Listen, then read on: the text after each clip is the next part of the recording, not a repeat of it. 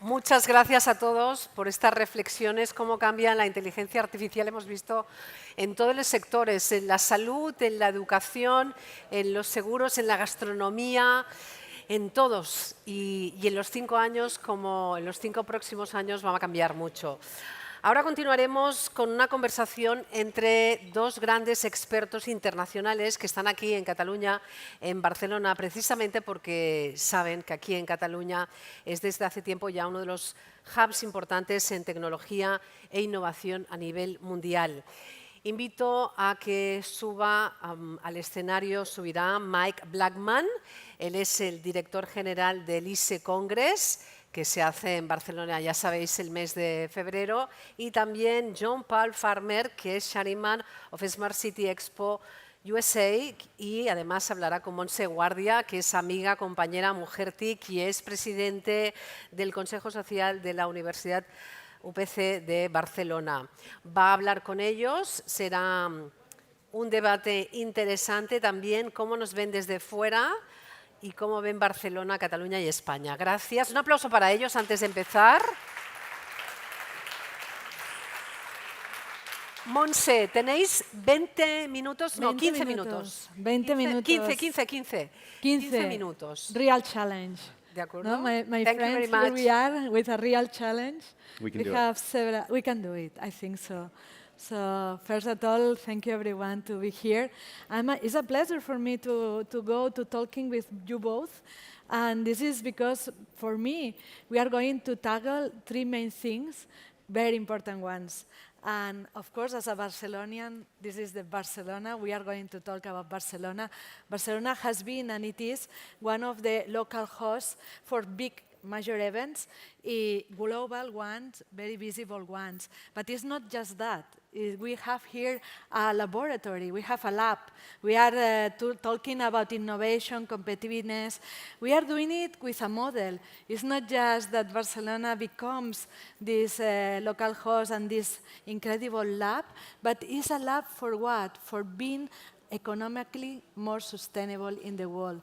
And this is thank you to the work that we are doing all together, but mainly because we are pushing a model that is based on cross-sector, and this is difficult, but we have seen these big companies here talking about, but this is about being cross-sector collaboration. No? We need to collaborate all together from different industries, and that happens in Barcelona, and this is the model. But another thing that happens is that we deliver results. We do innovation with results-driven focus, and this is key.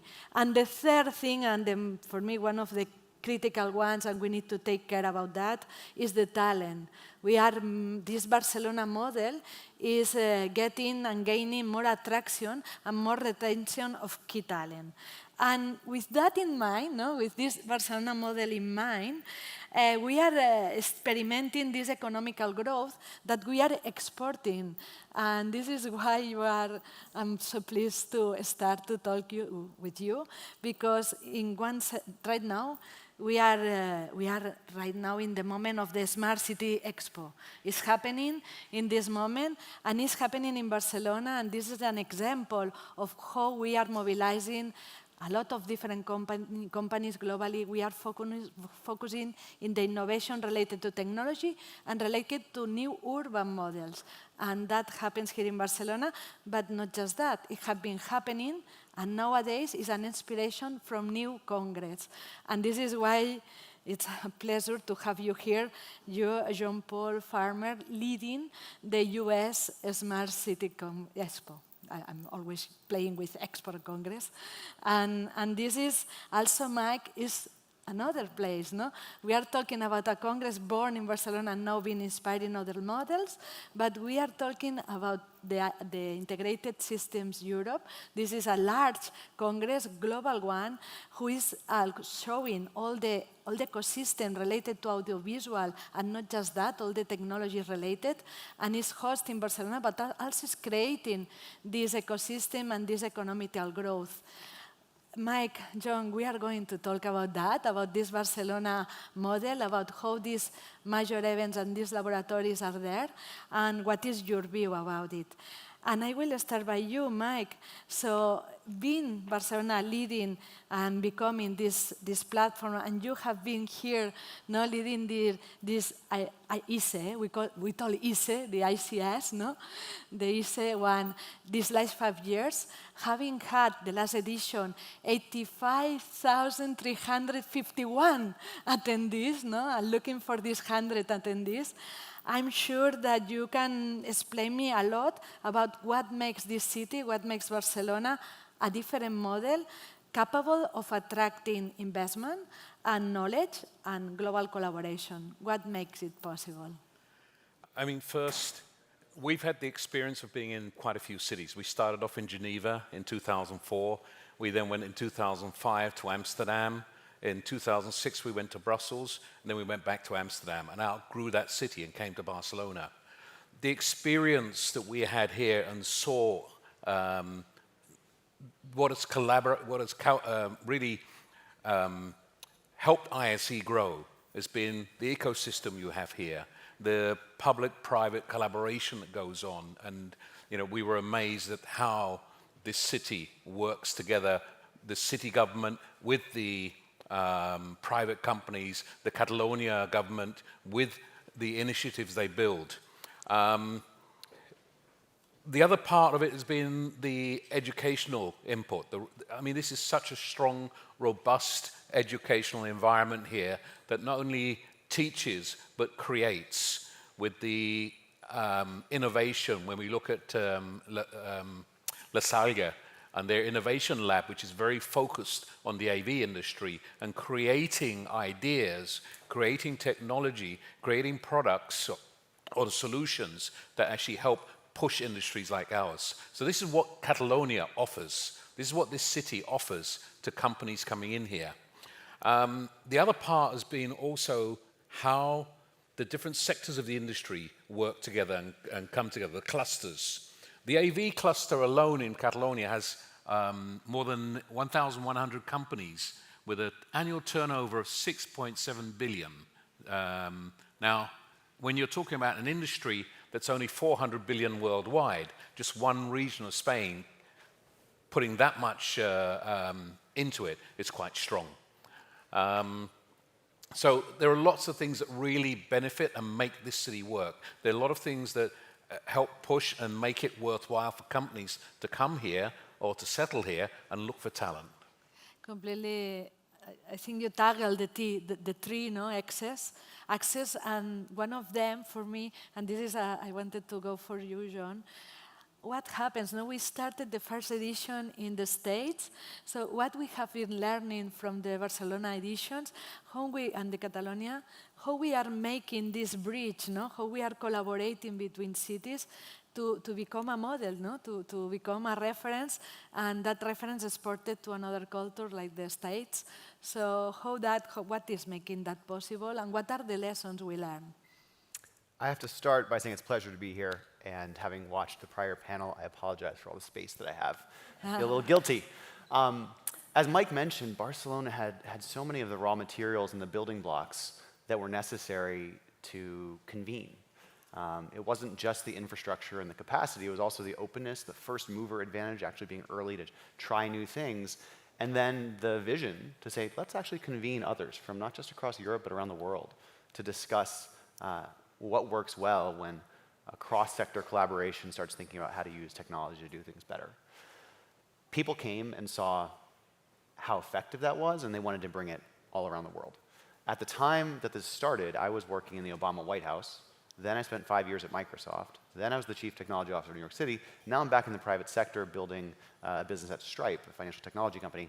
In every single one of those steps over the last 14, 15 years, what the Smart City Expo does continues to be relevant. And I think that speaks to how important it is that it's not something that only matters to a small group, it only matters to one sector, only matters to one function within an industry or a sector. So what I'm doing now is, in addition to my day job, I've started working on the US version. We call it now Tomorrow City USA. We did that in New York this past April. It'll be in Florida this coming April. And it's because the lessons learned here and the impact that we've seen of what happens when different groups come together in Barcelona is something that we want to bring to more people. And it's not just here, it's in Shanghai, Qatar, Curitiba, Brazil, all over the world people are doing this. And in the US, we found that there are a lot of places, especially smaller cities, they might not have the budget or the ability to get approval to come to Spain. There are some political things about flying across the ocean. It's a little bit tougher. But it's a lot easier to bring them to Florida. And so we want to make sure we bring some of these same conversations and the impact of this cross-sector collaboration that we see work so well here. I think both of you, you tackle one critical thing, that is this connection, this communication, this openness of the city to the world. And that is also possible because it's very people drive. No? We are talking about talent that is found here. And Mike, you tackled that before. No? You talk about the universities, no? How that is important in this area, in this Barcelona model. I wanted, and just for me it's very important, that part, is just to understand the transfer of knowledge, no? And how that positions, so how we can position globally as a global talent hub, no? And that's your experience. You have that in the ISC. So I have to reflect on a point that Ignacio Quintana made at the very beginning, and he said, he made a statement, is AI going to take away your jobs? AI is not going to take away jobs. It's the people who understand and learn about AI that are going to take away the jobs. And that's going to be a key factor that comes on what's actually happening here with education. Continuous training, retraining, skills, planning for the future. We're involved in an initiative that's been started by the UPF, University Pompeu Fabra, which is the chair of Communication Futures. And their goal, working with other universities across Europe, is to actually start thinking about what do students need to learn today for jobs in 2, 3, 4, 5, 10 years' time. So they're not just having the skills that will be redundant. So when we see initiatives like that actually happening at many universities, the creativity, the amount that, the talent that's being drawn to Barcelona, from all over the world. My son, who's German, came and studied at ISADA. And that shows the quality of the attraction of this city. So the education that's available here is what will draw companies. It's what will draw development. And let's be honest, Catalonia is not going to be really big in manufacturing. But when we talk about software development, when we talk about creativity, this is where the region really shines. This is where the potential is to actually beat other places in the world. Completely agree, and for me, as I'm thinking on all this, no, what I'm working on deep tech, no, and really, we are experimenting that, no, a lot of people from globally that are happy to join us, and this is because of these big events that are visible, no, and one thing that for me is critical too is this wideness on economical growth, no. This is something, John, and you talked before, no, about going to the different cities from the States and how that edition is developed there and how we are connected, learning day to day about all the Congress. But this is networking, no? This is connectivity between all of us. But yes, connectivity and networking, but how that is strategic for us. How we can ensure that we are having strategic relationships that make this city and the rest like driving economical growth. That is something that we are always looking. And international collaboration, no? How that can change the future, no? Sometimes the word networking has a bit of a bad connotation. It sounds like just going for drinks and making some small talk, not being serious. But then if you just transition it over to creating networks, well, that's critically important because networks are just foundational. There's a quote from Bill Joy, a co-founder of Sun Microsystems, which is a really important legacy technology company. And he said one time in a meeting, no matter who you are, most of the smartest people work for somebody else. Most of the smartest people work for somebody else. So it shows you just how important it is to connect and to make those networks, to create those networks with other people who have a bunch of brilliant people and brilliant ideas and maybe experiences that you don't have. I quickly tell a story of in 2019, I was appointed CTO by the mayor. He wasn't so sure if he really wanted to do AI strategies. He used a flip phone. It just didn't seem like his kind of thing. And then fast forward to the pandemic hitting, and we used AI to predict shortages in personal protective equipment, masks and gloves and things that hospitals needed. So suddenly he saw the value.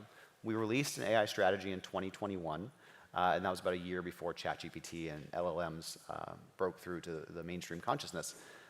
But that was all enabled by the networks that we'd actually created through coming here to Barcelona. Because of the Smart City Expo, New York and Barcelona and Amsterdam created a network called the Cities Coalition for Digital Rights, and that's now 60 cities worldwide, generally thinking about how do they use AI and how do they use AI responsibly. And so that informed our AI strategy and also a bunch of the applications of AI that we've used in New York City since. It's key, no? To have a very strategic networking, connecting people. People makes the changes. But Mike, you were referring before to AI. We know that in this deep tech universe is AI, quantum, no, blockchain, computing, all this convergence in technology that is happening nowadays.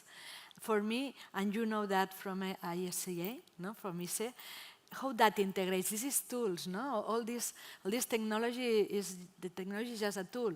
How we integrate it to make it growth and to make it as more competitive, and what are the important opportunities that you see in Barcelona and that we can explore globally about this technological convergence, no? So we see the regions are very strong. But I have to make another point, which is that everyone talks about AI as being something new. It's been existing for some time. It's just more sophisticated. In 1964, Arthur C. Clarke, some of you may have read some of his books, but one was made of a very famous film, 2001: A Space Oddity, where they had that computer that took over the spaceship, that was learning and taking over. And that was in '64 that he wrote that book. That was made about 10 years later into a film. So it was existing. It's just become more realistic and more reality now. And what we're seeing here is a region that has a focus. The supercomputing center is a real advantage. The initiative that the Spanish government, we've got the Secretary of State for Digitalization coming.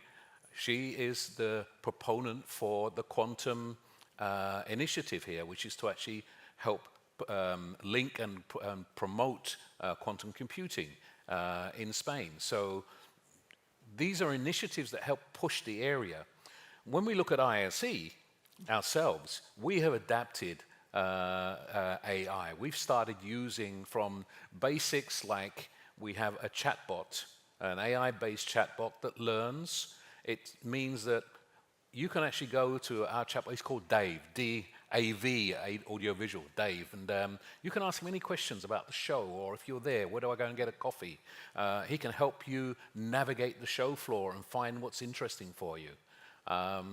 We're using AI tools in managing our business, creating floor plans, in sales. So we see so many applications and areas where we can improve our business. So people are frightened about AI. All I can say is I think it's a way to embrace and enhance and use it. I've seen, 2 weeks ago, I was in Suwon.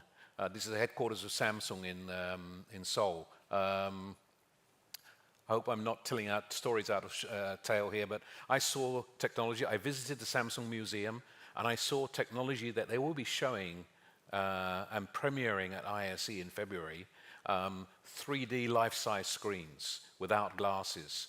Can you imagine when you connect that with a tool like Dave, and you have a person standing and talking to you?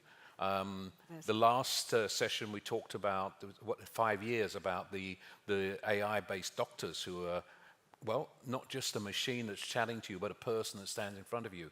These are applications that can actually be put into solutions and make them more friendly and realistic for us as humans. It's impressive, Mike, and also I'm so looking at the timing that we have. I will just try to conclude. I will ask for you too, and now John, just a sentence.